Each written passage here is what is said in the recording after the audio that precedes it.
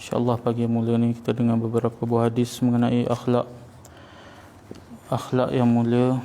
Mudah-mudahan bermanfaat bagi kita insyaAllah. Nahmaduhu wa nusalli ala rasulihil karim, amma ba'd. An Abi Qatadah radhiyallahu anhu قال سمعت رسول الله صلى الله عليه وسلم يقول من سره أن ينجيه الله من كرب يوم القيامة فلينفس عن مؤسر أو يضع عنه.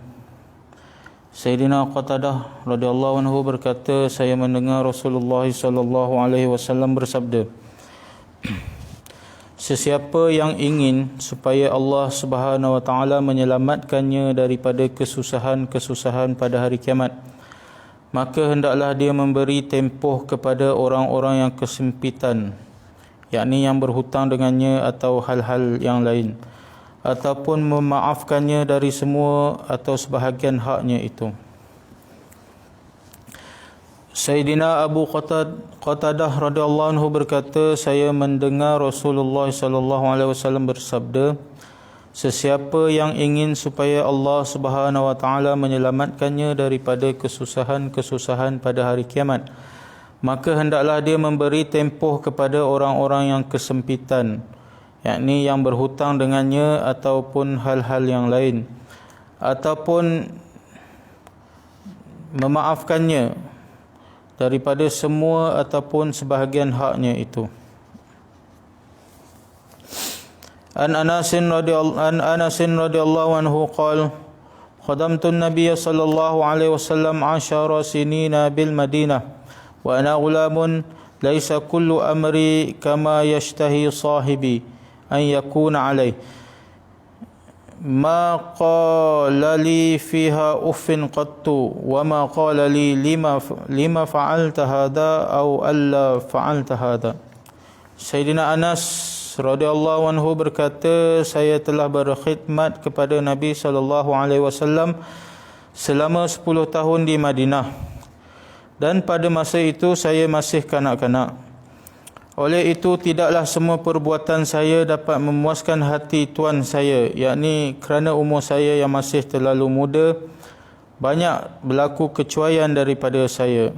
Namun dalam tempoh 10 tahun itu tidak pernah baginda sallallahu alaihi wasallam mengatakan tidak pernah mengatakan pun terhadap saya, dan tidak pernah baginda sallallahu alaihi wasallam bertanya kepada saya, kenapa kamu lakukan begini, atau kenapa kamu tak melakukan begini. Sayyidina Anas radhiyallahu anhu berkata, saya telah berkhidmat kepada Nabi sallallahu alaihi wasallam selama 10 tahun di Madinah, dan pada masa itu saya masih kanak-kanak. Oleh itu tidaklah semua perbuatan saya dapat memuaskan hati tuan saya, yakni kerana umur saya yang masih terlalu muda, banyak berlaku kecuaian daripada saya. Namun dalam tempoh 10 tahun itu tidak pernah baginda mengatakan pun terhadap saya, dan tidak pernah baginda bertanya saya, kenapa kamu lakukan begini, ataupun kenapa kamu tidak melakukan begini.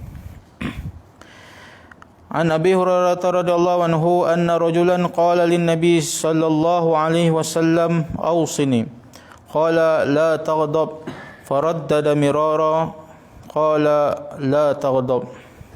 Sayyidina Abu Hurairah radhiyallahu anhu meriwayatkan bahawa sesungguhnya seorang lelaki berkata kepada Nabi sallallahu alaihi wasallam, berilah nasihat kepada saya.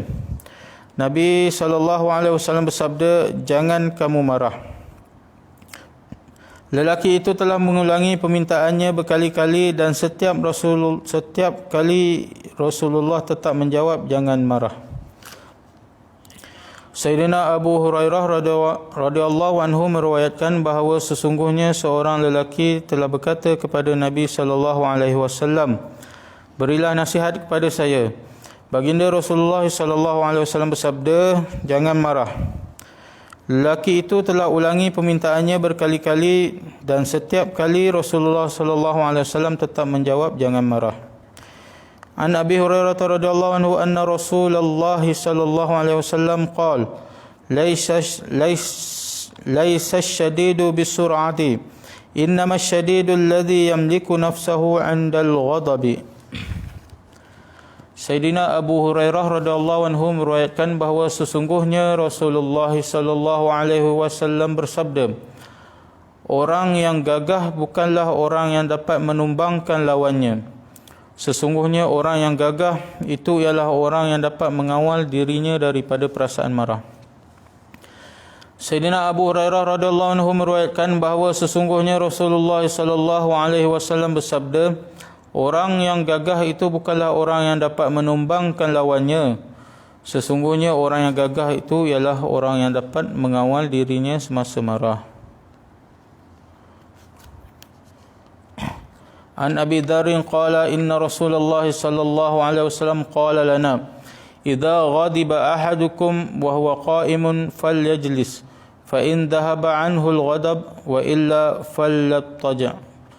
Sayyidina Abu Dzar radhiyallahu anhu berkata, sesungguhnya Rasulullah sallallahu alaihi wasallam telah berkata kepada kami, apabila ada sesiapa yang marah di kalangan kamu sedangkan dia sedang berdiri, maka hendaklah dia duduk.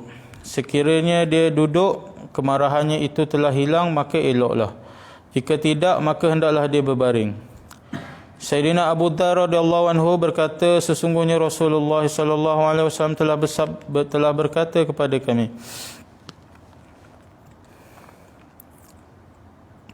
apabila ada sesiapa di kalangan kamu yang marah sedangkan dia sedang berdiri, maka hendaklah dia duduk. Sekiranya dengan duduk kemarahan itu telah hilang, maka eloklah. Jika tidak, maka hendaklah dia berbaring. Keterangan maksud hadis di atas ialah hendaklah seseorang itu mengubah kedudukan kepada apa-apa bentuk kedudukan yang boleh mendatangkan perubahan fikiran dan perasaan supaya kerugian kerana kemarahan itu dapat diminimumkan. Ada kemungkinan yang besar marah akan berkurangan dengan seorang itu duduk daripada keadaan berdiri dan seorang itu berbaring daripada keadaan duduk.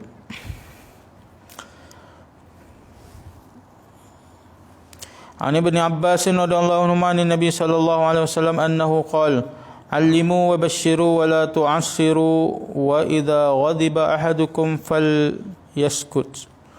Sayyidina Abdullah bin Abbas radhiyallahu anhu meriwayatkan bahawa Nabi sallallahu alaihi wasallam bersabda, ajarlah agama kepada orang ramai, pendengarkanlah kepada mereka berita-berita gembira dan janganlah kamu menyusahkan.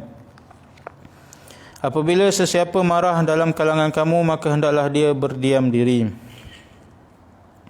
Sayyidina Abdullah bin Abbas radhiyallahu anhuma meriwayatkan bahawa Nabi sallallahu alaihi wasallam bersabda, ajarlah agama kepada orang ramai, pendengarkan kepada mereka berita-berita gembira dan janganlah kamu menyusahkan.